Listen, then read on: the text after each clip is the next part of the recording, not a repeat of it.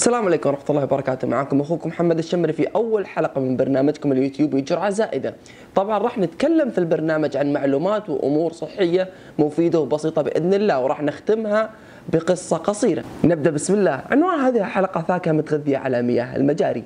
غريب نوعا ما، صح؟ لأنه واقع حصل في إحدى الدول المجاورة قامت بتصدير فواكه متغذية على مياه المجاري، وأذت الولايات المتحدة وبعضا من الخليج وسببت لهم فيروس الكبد الوبائي، لذا وجب التنويه. نتكلم عن فقرة المعلومات الصحية. في مشكلة يعاني منها كثير من الناس وشائعة عند النساء جدا، ألا وهي نقص فيتامين د. طبعا راح أذكر لكم أشهر أو أكثر الأعراض الشائعة، ألا وهي تلين العظام وضعف العظام والصداع النفسي والاكتئاب. طبعا أسباب نقص فيتامين د كثيرة، لكن بذكر لكم الأشهر منها: استخدام واقي الشمس، خطر الإصابة عند كبار السن، أصحاب البشرة الداكنة، وأصحاب مشاكل الجهاز الهضمي. وعلاج فيتامين د سهل وبسيط جدا.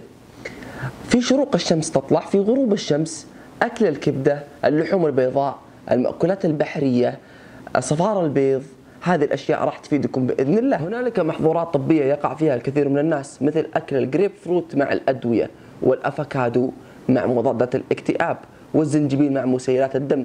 يجب عليك قبل أكل أي شيء تسأل طبيبك وش محظورات هذا الدواء.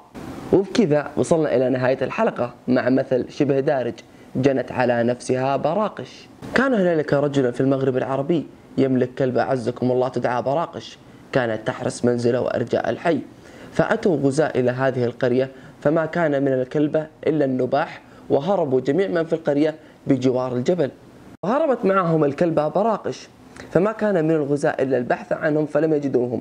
فعندما قرروا الخروج نبحت عليهم الكلبة، فعادوا إلى جوار الجبل الغزاة، فما كان منهم إلا قتل أهل القرية، ولم يتبقى منهم إلا القليل. وقيل هذا المثل: وجنت على نفسها براقش. إلى هنا وانتهت القصة وتوصلنا إلى نهاية الحلقة. نتمنى منكم الدعم بالشير والسبسكرايب واللايك، وجميع حسابات التواصل الاجتماعي موجودة في الديسكريبشن. انتظرونا في الحلقات القادمة، والسلام عليكم ورحمة الله وبركاته.